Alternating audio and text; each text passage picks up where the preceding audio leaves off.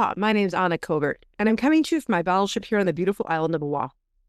This week on the Covert Code, the topic is founder-led selling and why faceless brands are losing. My very special guest is Dave Gulas. He's an entrepreneur, podcast host, and co-founder of EZDC 3PL. And with over 20 years of experience in sales and marketing leadership, Dave has firsthand experience and really believes that it's no longer possible for someone to hide behind their company name. Personal brand is of utmost importance. And today we're going to be diving into all those details and really how you can lead from the front with this founder-led selling. So thanks so much for being here today, Dave. Hey, Anna, thank you so much for having me. I'm excited to be here. So to get us started, can you give us the Cliff Notes version of the Dave story, how you got from where you were to where you are, and more about EZDC? Yeah, absolutely. So I'm a lifelong sales guy. I've been in sales my entire adult life. Most of that time was in the medical and pharmaceutical space. 2022, a good friend of mine and we co-founded EZDC 3PL because we saw a gap in the market to where e-commerce brands, emerging e-commerce brands specifically, were really being left out by the big box players in the 3PL space. We had means available to start a 3PL. We jumped in and did it, and with a lot of personal experience and high-touch customer service from our days in the pharma world. So we thought it'd be a great fit for logistics. So we've been growing that business for the past almost 4 years. We've got 2 locations in Kentucky, rapidly growing. And then, like you mentioned, I also host the Beyond Fulfillment podcast. I've been doing that almost 3 years, and it's really about the entrepreneurial journey, not the Instagram highlight reel, but the raw reality of what it's really like to be an entrepreneur. And It's a wild road. So for yes. you not know, can you tell us what 3PL is? Yeah, so it stands for third-party logistics.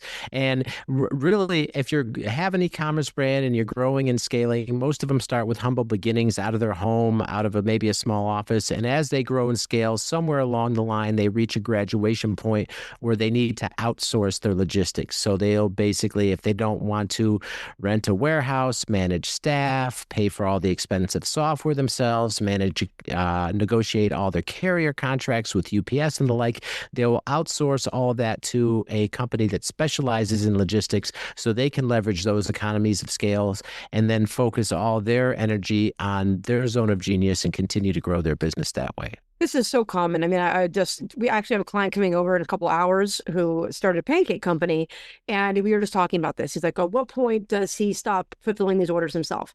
So I think this is a real need for entrepreneurs.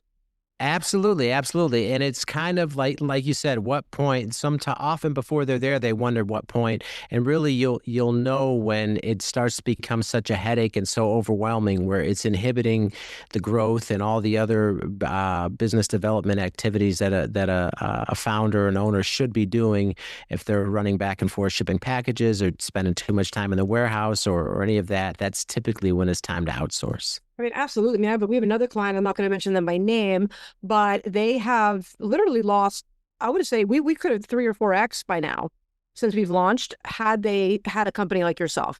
Because, whenever she goes on vacation or whenever she's distracted, she's doing store samplings, it's a product line.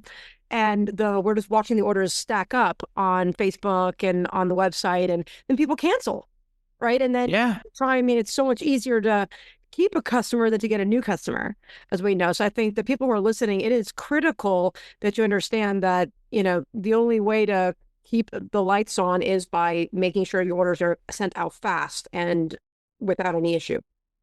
100%, right? And we're in the age of Amazon where everyone wants everything right now. So, like you said, you want that order confirmed fast. You want it flowing right through from your Shopify to the fulfillment center where they can ship it right away. And boom, the customer knows it's coming and they are, it's not even that they're happy. That's just automatic. That's what they expect. And anything less than that can create a serious problem in terms of keeping that customer. Absolutely. So let's jump in a little bit deeper here and let's talk about this idea of the personal brand and really, business or founder-led sales. Tell me about your vision behind that. And I'm in 100% agreement, and excited to hear your thoughts. Well, so it kind of all started for me when I got into the logistics industry because previously in pharmaceuticals, it was really just traditional B2B sales where, it was like 100 or so companies selling the same commodities. You could buy a list, call the people that were buying, develop relationships, that type of thing. Where in logistics, it's really wide open and you never know where your customers are going to come from. And it's really hard to call people and ask if they're looking to move warehouses to where you really need to be out there, be visible, and be able to be found when people have that need. And so it kind of hit me like a ton of bricks when I went to my first industry trade show and I saw how big all the other companies were, what they were doing, how they were marketing. And I wasn't used to doing the content creation or any of that. So I quickly had to learn how to do it and start doing it. Otherwise, we'd never get the growth we needed to sustain ourselves. So that's what I did. And I was, uncomfortable. I was scared at first, but I was like, I got to do it. So I just did it. And as I kept doing it, I became more and more comfortable to where, and eventually I started a podcast. I started interviewing other entrepreneurs. I've expanded kind of my repertoire of content. I do a lot of guest interviews like this on various shows and all sorts of other stuff. And through that, people got to know me. It attracted a lot of attention. It's been instrumental for our business growth.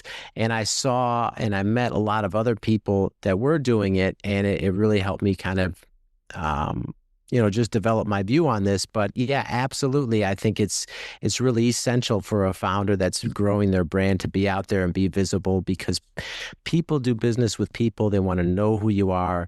And I think in the age of social media and the age of instant access to everything, no longer can you just hide behind the company name. People want to know who they're dealing with. And particularly as a small business starting out and growing, you really got to get your face out there. Absolutely. I mean, and I think that, there's almost a part of me that it was even 5 or 6 years ago, it might be a little endearing to have someone who wants a team to stand up and they don't want to be that was kind of the way out, right? Oh, well, they want the whole team to, they don't want to be the face. They want the team to shine. And I just got to say that you have to, everyone who's listening, you have to just put that aside. That is not the way that you're going to help the team, right? You must lead internally and externally in the same way. So I think there's even a lot of founders who are afraid to have team meetings and, they shy away from that. Same type, or they do great internally, but then fear, external and they want to have a spokesperson that they might even hire, right? I mean, if you look at the Geicos, I mean, it could be even an animation, right? But who is that spokesperson? And, really understanding that it's your baby and that if you're not comfortable now, you need to become comfortable. Dave, tell us a story of when you were getting your media press passes and walking the floor, inviting people to be on your show. Okay. Well, wow. There was a lot there with what you just said. And I'm glad you brought that up. But one thing too, right? Like you were mentioning people being scared and like the spotlight effect is it's called. It was like so often we think, oh, everyone's looking at us. What are people going to think of me?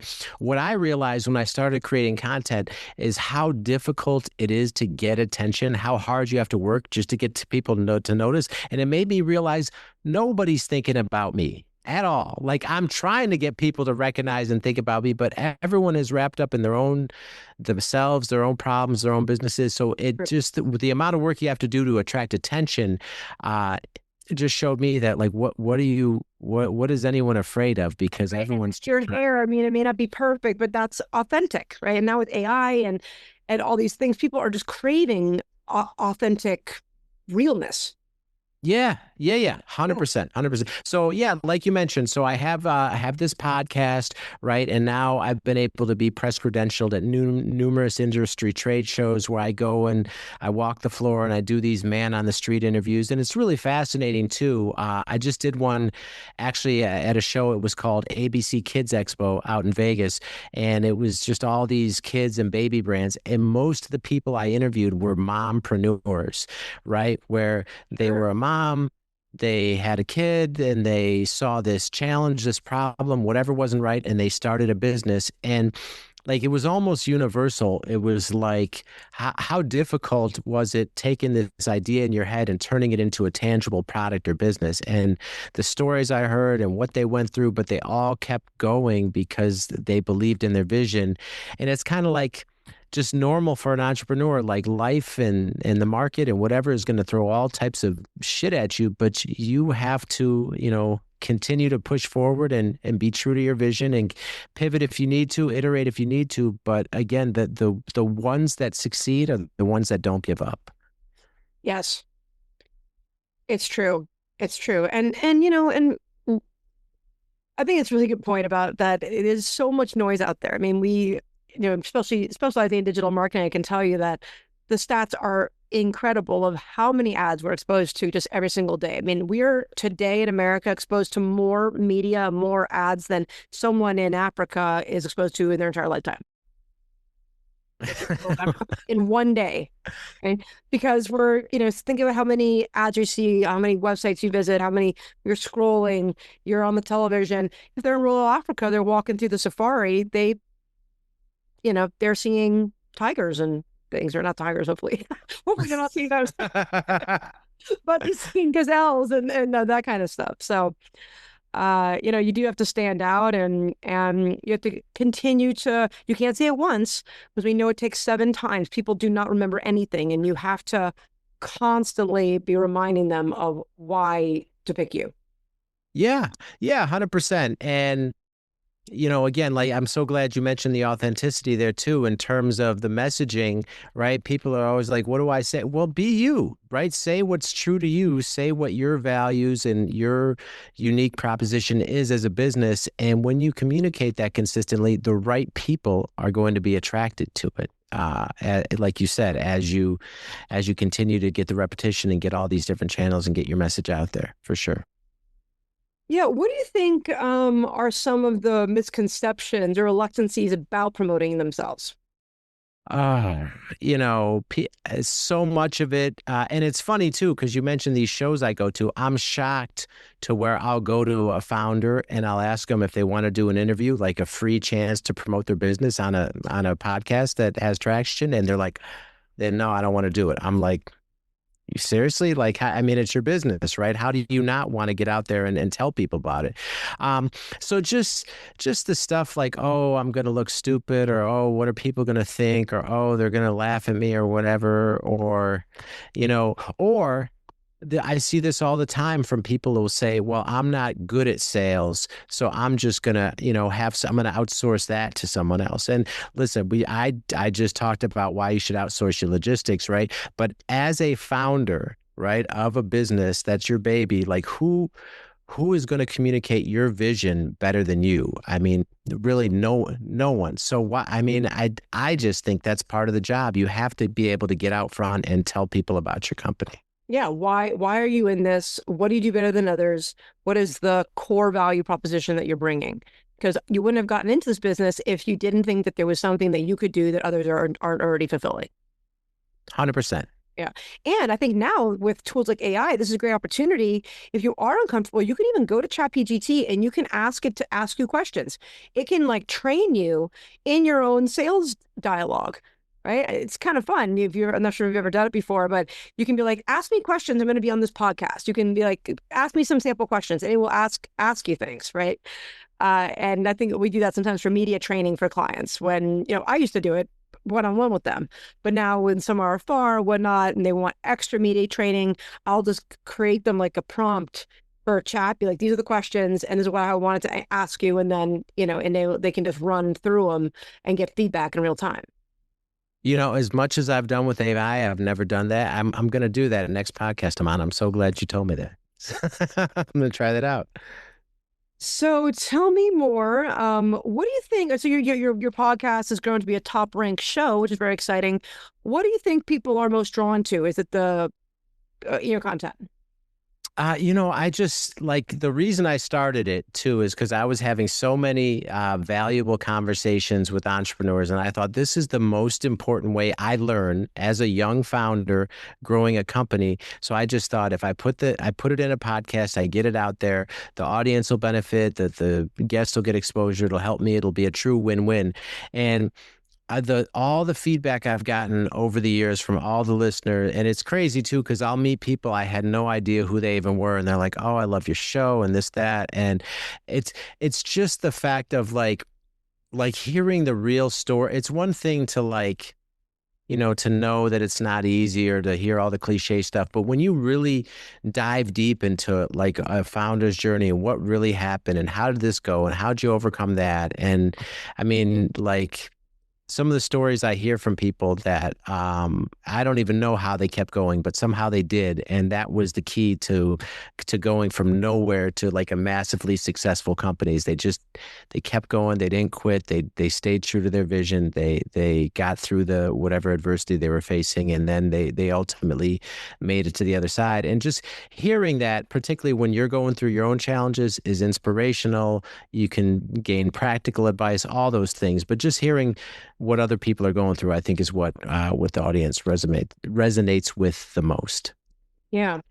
And especially right now with what's going on with AI and how disruptive it is, I think that's the kind of content that people are even more drawn to, because it is impacting everything, right? Everyone is, no one's really, except for massage therapists maybe, and people like gardeners.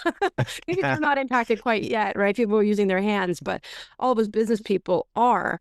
On that note, how do you think AI is going to impact the logistics business? Well, I mean, we use it to optimize a lot of different things. Our software provider is using it to kind of optimize routes through the warehouse, with the AI picking and that type of thing to find the most efficient way. So, I mean, we're using it to in conjunction with some other internal development to build out some really neat systems and tools to help us serve our customers better. So we're always looking at ways to use it properly. I put together a really cool, anytime we onboard a new customer, I can dump all my conversations with them, all my notes, and have AI create like an onboarding document in seconds that I can give to my teams so they have all the relevant details. Wow. So there's all kinds of ways you could use it. As much as it's disrupting things, at the same time, right? Like I'm a big believer of the human in the loop, and regardless of how good AI is, I mean the supercomputer that's in your skull is still unmatched if you use it properly. So like I'm a big believer in obviously leveraging and learning how to use these tools optimally, but we got to have intelligent humans in the loop right along with that to continue to use it together to create the best possible outcome. Oh, absolutely. I agree. I mean, if anyone who's used AI knows that it's not right the first or second time, or even the third time. And I think for me, it's just an opportunity to free up time to have more conversations. Like I think we're all starved for just really having like a face-to-face, not being bogged down with all these emails and how many text messages you're getting and all these things. And if AI can consolidate and make it so that we don't have to be so connected or attached to these I missed an email. I always feel super bad when I do, and I miss them all the time because I get so many of them, right? So I think that those are the kinds of things I'm looking forward to, and being able to be more creative or spend time with the clients, and then offline it to AI to do the heavy lifting, like create the spreadsheet or whatever it might be, plan. Yeah, 100%. 100%. So what are some other recommendations for you that you have for people who, if they're a founder right now, they're out there listening, what is some action that they can do right now to begin to break out of their comfort zone and establish their own personal brand? Well, I mean, My faith, not to sound cliche, but like Nike said, just do it. I mean, you got to start wherever you're at, just start and do something, right? I'm a big believer in messy, imperfect action, getting out of that inertia, creating momentum, staying in motion, continuing to make progress, learning as you go. And again, right, if that sounds daunting or you don't know where to start, hire some help.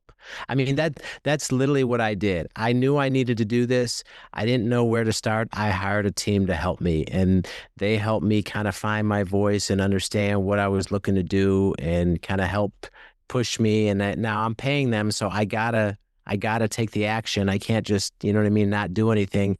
And then gradually, the more I did it, the more comfortably I became, and I really grew into finding my voice and being open to what I post and now too, right? Like anything, I literally had this issue where I ordered groceries from Sam's Club and they delivered to the home and they dropped the glass bottles of marinara in my driveway.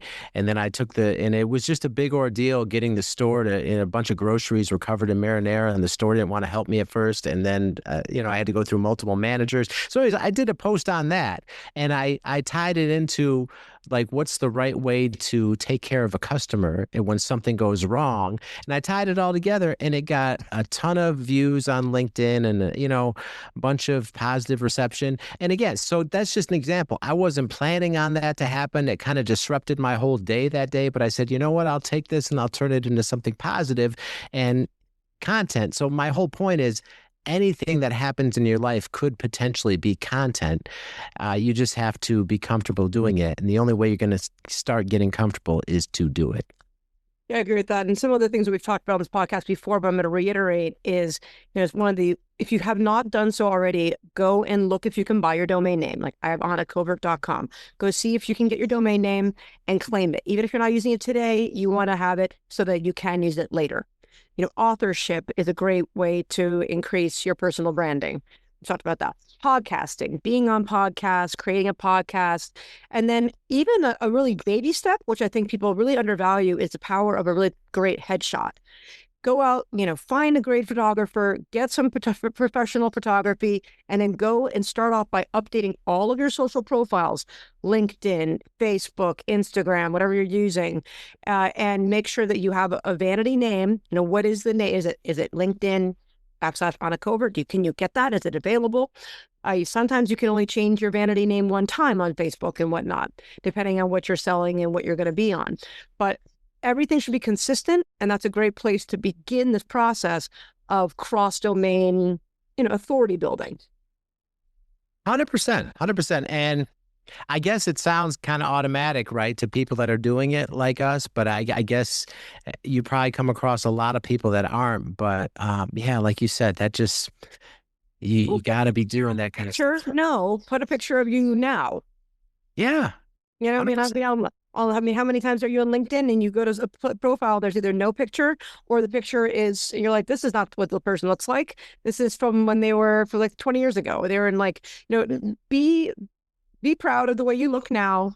Make sure that they're all consistent and that another part for LinkedIn, I think, which is a big important one, is make sure that your company that you're saying that you work for, especially if it's your own company, is a verified company LinkedIn page. You know that because it's got a logo on it. It's not like just gray, which means that anyone can create it, right? So you want to check your profile, make sure that there's a good title in there. It's encompassing of all the different things you do, especially if you're the founder, but you're also going to maybe have, I also have multiple companies. So it's always interesting to think about what is your lead going to be, right? As an authority position in the space. So definitely review your profiles and get comfortable before you start posting. And then I agree with Dave. You just got to get out there and do it. And you can be successful, right? Love that. Yeah. So what are you looking forward to? What's next for Dave in 2026? Oh boy, what am I looking forward to? So we're smack dab in the middle of a busy sales season for us in the 3PL world. So we're continually onboarding new clients. We've recently expanded our space. I've got a bunch of more trade shows booked. I actually love to travel, so that's cool for me. I don't mind that stuff at all. I'm excited to get out there and meet a bunch more people. The podcast continues to grow, so I'm excited about doing that. I've got more guest spots booked. Um, I mean, just nothing kind of out of the ordinary, just a lot of the same blocking and tackling that we've been doing. But as the business continues to grow and evolve, yeah, I'm having a blast with all that. So I'm just looking forward to more of all that. So, well, thanks so much for being here. How can people get a hold of you and find your podcast? Okay, find my podcast. So it's Beyond Fulfillment, and it's on YouTube and everywhere else podcasts are heard. Like Anna mentioned, it's so important to have your own domain name. So you can find me at davegulas.com. If you want to find about the e-commerce 3PL and the services we offer, that's EZDC3PL.com. And of course, LinkedIn is my main social platform. So if you want to reach out to me, I'm very easy to get a hold of there. Awesome. And we'll have all those links in the channel here. Thanks so much for joining us today. If you have not yet subscribed, please do so. We're just approaching 200,000 subscribers, and that is because of you and your Aloha. So please subscribe and continue to share this content with your friends and family so I can get more great guests like Dave to come and share their wisdom with us. And I cannot wait to see you next week in the Pixels. Aloha. I hope you enjoyed this episode of the Covert Code Podcast. If you're loving the insights we share here, don't forget to follow us on your favorite podcast platform and leave a review. Your support helps us reach more digital innovators like you. Share this episode with your friends and colleagues on social media and help spread the word. And if you're in the solar space or just curious about where clean energy is headed, I'm thrilled to announce my brand new podcast, The Solar Coaster. This show digs into the real stories, trends, and challenges of the solar industry, with bold conversations and powerful takeaways you won't hear anywhere else. Follow the Solar Coaster now so you don't miss a single episode. Thanks for tuning in. See you in the Pixels. Aloha.